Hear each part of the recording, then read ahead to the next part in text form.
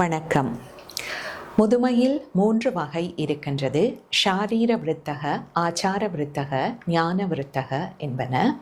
ஷாரீர விருத்தக என்பது எமது உடல் ஒரு குறிப்பிட்ட வயதை அடையும் போது அடையப்படுவது. ஆச்சார விருத்தக என்பது பண்பில் உயர்ந்து விளங்கும் போது அடையப்படுகின்ற ஒன்றாக இருக்கின்றது.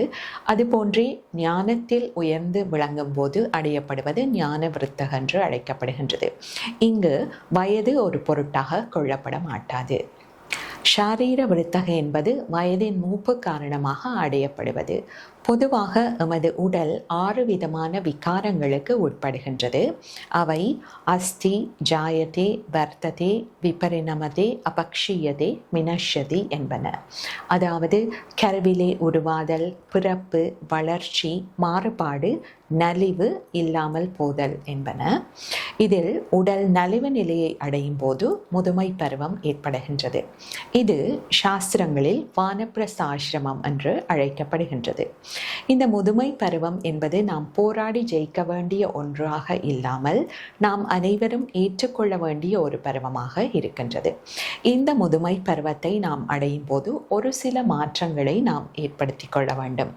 ஒன்று, சத்சங்கங்களில் கூடுதலாக ஈடுபடலாம். அடுத்ததாக எமது தேவைகளை குறைத்து எளிமையான ஒரு வாழ்க்கையை நாம் அமைத்து கொள்ள வேண்டும்.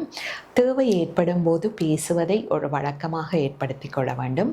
எமது சிறிய வட்டம், நான், எனது குடும்பம் என்ற நிலையில் இருந்து எமது சமூகம், ஆன்மீகம் என்று எமது வட்டத்தை நாம் விரிவுபடுத்திக் கொள்ள வேண்டும். அடுத்ததாக எமக்கென ஒரு தினசரி செயற்பாட்டை வைத்து அதன்படி நாம் ஒழுக முயற்சிக்க வேண்டும்.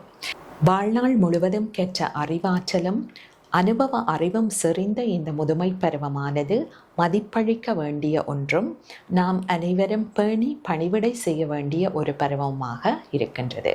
நன்றி.